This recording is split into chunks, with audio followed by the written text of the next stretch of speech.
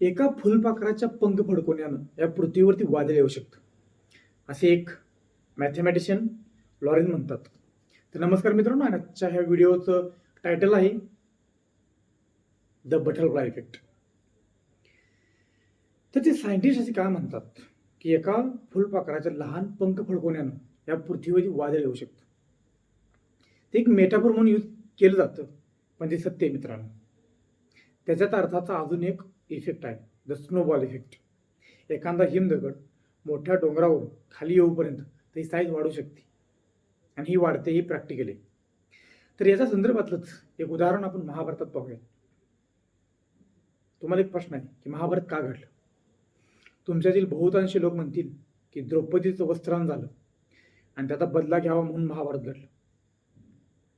मी असं म्हणत नाही की ते उत्तर साफ चुकीचं आहे, पण मी तुम्हाला हे सांगेन की फक्त एक कारण नव्हतं, त्याच्यामागे खूप कारण आहेत. तर चला बघूयात की द बटरफ्लाय इफेक्ट कसा काम करतो. आपण जेव्हा महाभारत पाहतो तेव्हा दोन साईड आहेत, एक कौरव आणि एक पांडव. तर प्रत्येकाच्या कहाणीमध्ये असे लहान लहान इव्हेंट आहेत जे की महाभारत घडवून आणण्यासाठी कारणीभूत ठरले. आता खूप पूर्वीच्या काळात आपण नाही जाणार की देवयानी, ते व्यास ऋषी, अंबिका अंबालिका, ह्यावर आपण कधी निवांत चर्चा करू. आपण सध्या इव्हेंट पाहूयात कौरव आणि पांडव जन्माला येतात त्याच्या पुढे. तर बघा, आता द बटरफ्लाय इफेक्ट हा पॉझिटिव्ह असू शकतो, हा निगेटिव्ह पण असू शकतो. ते कसं मी तुम्हाला पुढे समजावून सांगेन. आता पहिल्यांदा आपण हे बघूयात, पांडव जन्माला कुठं आली? अरण्यामध्ये. का आली? कारण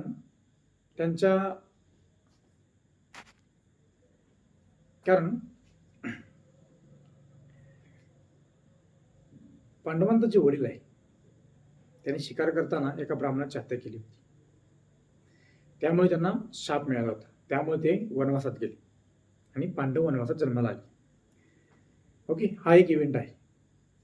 आणि एका बाजूला 100 कौरव हे मंत्रांच्या मदतीने आणि आपण ज्याला टेस्ट टू बेब म्हणतो त्या पद्धतीने जन्माला आले. आता पहिला इव्हेंट इथं आहे की ज्यावेळी दुर्योधन जन्माला येणार होता त्यावेळी असं सांगण्यात आलं होतं की हा मुलगा गाढव नक्षत्रामध्ये जन्माला येतोय, तर हा पृथ्वीच्या विनाशासाठी कारणीभूत ठरेल, आपण ह्याला जन्मच द्यायला नाही पाहिजे. पण त्यावेळी पुत्र प्रेमामध्ये अंध असलेला, जन्मतच अंध असलेला धृतराष्ट्र म्हणाला की नाही, हा माझा पहिला पुत्र आहे आणि तो जन्माला आलाच पाहिजे. मग ही एक गोष्ट पुढं किती मोठा किओस निर्माण करते याची आपण कल्पना करू शकतो, कारण आपण सगळ्यांना महाभारत माहिती आहे. हा एक इव्हेंट झाला. याच्या अगोदरचा एक इव्हेंट असा की ज्यावेळी गांधारीच धृतराष्ट्रासोबत लग्न झालं त्यावेळी ती काय म्हणाली की माझा पती आणणार आहे, तर मी का जग पाहू, म्हणून तिनेही डोळ्याला पट्टी बांधून घेतली. आता हा छोटासा इव्हेंट आहे काय, पण ह्याच्यामुळे झालं काय, जी कौरवांची म्हणजे दुर्योधन आणि त्यांच्या भावांची जी जडणघडण होती ती सगळी जडणघडण फक्त कोणाच्या सांगण्यावरून झाली? शकुनी मामा. आणि हा शकुनी मामा कोण होता याच्यावर आपण अजून एखादा व्हिडिओ बनवू शकतो, त्यावेळी डीपमध्ये नाही जाणार. तर शकुनी मामा हा एक अपमानित झालेला व्यक्ती होता ज्याच्यामध्ये सुळाची प्रचंड भावना होती आणि त्याला राज्य हवं हवंसं वाटत होतं, त्याच्यामध्ये लोभ होता. त्यामुळंच कदाचित त्यानं कौरवांना त्यांच्या मनात भरवलं की पांडव हे तुमचे सख्खे चुलत भाऊ नाहीतच. आणि साहजिक आहे ना,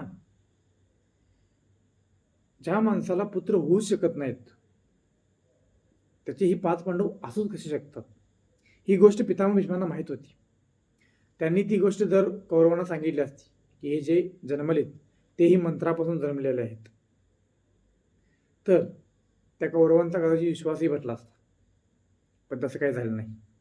हा एक छोटासा इव्हेंट त्या कौरवांच्या मनामध्ये ठासून भरलं गेलं की हे 5 पांडव आमचे सख्खे चुलत भाऊ नाहीत, ते कोणा दुसऱ्याचे आहेत. ही एक चूक झाली. दुसरी चूक, गांधारीने डोळ्यावरती पट्टी बांधली, ही दुसरी चूक. आता नंतर इव्हेंट पुढं होत जातात. आता तिसरी चूक आपण डायरेक्ट दंडकारण्यामध्ये जाऊ.